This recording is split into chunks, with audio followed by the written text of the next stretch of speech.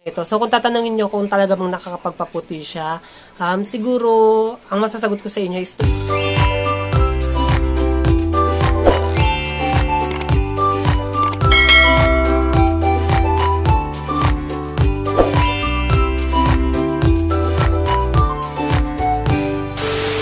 so, in today's video mga kawarkas, ang tagal nating hindi nakapag-review ng mga sabon, diba, ng mga soap. Kasi nga, sa YouTube channel ko is yung mga ginagawa ko talagang content minsan or madalas is yung mga DIY na talagang makakatipid tayo. Mga kawarkas, no, halos lahat naman ata or marami talaga sa atin na gusto talagang magpaputi. Ayan, so gustong pumuti. So, sa sobrang daming gustong magpaputi at sa mga products na pampaputi, minsan nalilito na talaga tayo kung ano yung isa sa mga gagamitin natin, di ba? Kasi ang dami nating mga naririnig na maganda yung ganito, maganda yung ganyan. Tapos marami ding mga products na nauuso na sinasabi nga nilang pampaputi or nakapagpaputi nga daw nga at nakapagpapatunay na nakapagpaputi nga daw nga. Kaya isa sa mga dahilan talaga.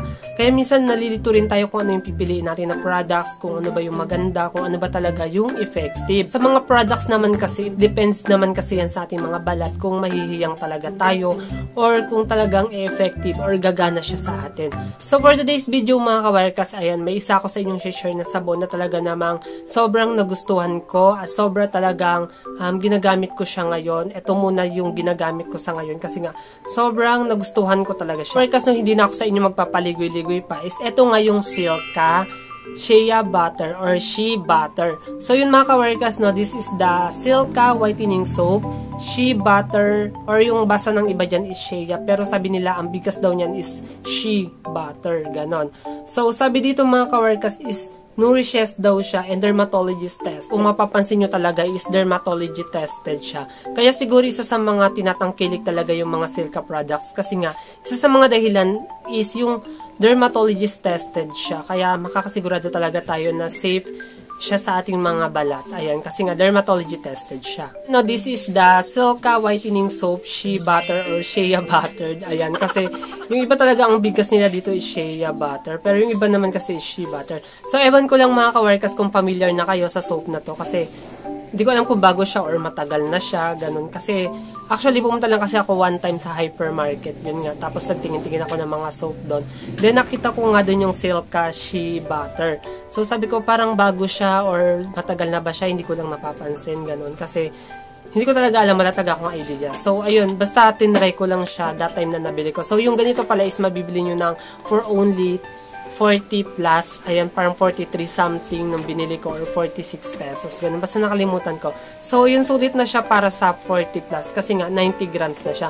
So, ayun, gato nga pala yung kanyang packaging. So, makita nyo naman, diba, very presentable talaga yung mga Silka products natin kasi sa packaging pa lang talagang maganda yung pagkakagawa, ayan, tapos malinis, then hindi siya over layout or over design.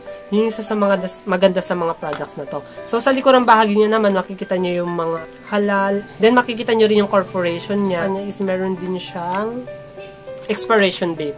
Ayan, isa sa mga maganda sa mga products is may mga expiration date. Kasi alam nyo naman yan, di ba, na syempre tayo kapag minsan bumibili tayo ng products, akala natin pwede pang gamitin. Pero, minsan kasi may mga products na walang tatak ng na kumbaga ng expiration. So, minsan tayo mapapabili tayo, hindi natin alam, malapit na palang ma-expired, ganun. So, ayun nga, isa sa mga kagandahan kay Silka, lagi silang naglalagay kahit sa ang products nila ng expiration date. Silka Whitening Soap helps whitens and smooth. So, yung sabi dito, Silka Whitening Soap helps whitens and moisturize your skin, enriched with vitamin E. So, alam nyo naman yung vitamin E. Maganda talaga siya sa ating skin. Kasi nga, yung vitamin E is nakapagbibigay talaga siya ng health and glow sa ating skin. So, ayun yung isa sa mga ingredients ng Silka Whitening Soap. So, sabi pa dito, that helps nourish your skin combined with Silka softening properties of Shea Butter that helps moisture and soothe dry skin. So, yung Shea Butter naman, tumutulong talaga siya para makapag-smooth ng ating skin. Kasi nakakapag-moisturize siya. Ayan. So, kaya isa sa mga combination talaga ng mga whitening soap is yung may mga moisturizing effect. Dahil kapag namomoisturize yung ating skin, hindi masyadong nagda-dry. Ayan, so magiging effective talaga to sa atin kasi minsan yung pagda-dry kasi ng ating balat, imbis na makapag-whiten siya ng ating skin, is nagdududot pa siya ng pagkasunog ng ating balat. Kapag consistency mo siya na ginagamit, tapos kapag gumagamit ka rin ng, kino-combine mo siya ng whitening lotion na Silka, is mas makikita mo pa daw yung effect ng products na to. So yun mga kawarkas, no, ayan, dito na tayo sa kanyang laman. Laman talaga. Hindi, I mean, dito na tayo sa kanyang mismong sabon. So kung makita niyo yung sabon niya, yung mga shape talaga ng sabon nila is ganito talaga. Ayan, so naka-imprint dito or parang dito nakabakat yung Silka na sabon nila. Ayan, which is lahat ng sabon nila is may mga nakabakat talaga na printing of name ng Silka. Ganun din sa likurang bahagi. So yung sabon niya, sobrang bango, as in talagang amoy buttered na amoy milk, ganyan. So mayaling tulad siya sa pagkain ng mga candy, ganun. So yun talaga yung isa sa mga amoy niya. So ito ata isa sa mga sabon na nagamit ko na sobrang bango talaga, na yung bango niya kahit sobrang bango is hindi siya nakakasawa or masakit sa ilong, ganun. Kasi di ba may mga bango na masakit na sa ilong. So siya mga kawarkas, tamang-tama yung amoy niya. Mabango siya. So since fan ako ng parang mga mababangong soap talaga. Tapos yun mga kawarkas, during na ginagamit ko siya, hindi siya nakapag-dry sa aking skin. No need to lotion. Ayan. Hindi mo na kailangan mag-lotion. So talagang moisturizing na talaga siya sa ating skin. Tapos mabula rin siya. Mas mabilis pala siyang bumula kaysa sa mga Silka na kulay green at saka yung kulay orange. Ayan, so mas mabilis siyang bumula at saka mas lather siya, mas mabula siya compared as sa dalawang sabon nila na Silka na orange and yung green. So yun mga kawarkas, no, yun lang naman aking mga naging review sa sabon na ito. So kung tatanungin nyo kung talaga bang nakakapagpaputi siya, siguro ang masasagot ko sa inyo is to be consistency. Makikita nyo talaga yung effect niya kasi hindi naman talaga totoo yung kapag ka 7 days or 14 days mo siya na nagamit, is talagang makikita mo talaga yung effect. Kasi ang mga products kung minsan matatagal talaga yan, may effect sa atin depende nga sa formulation nila, sa mga ingredients na meron sila.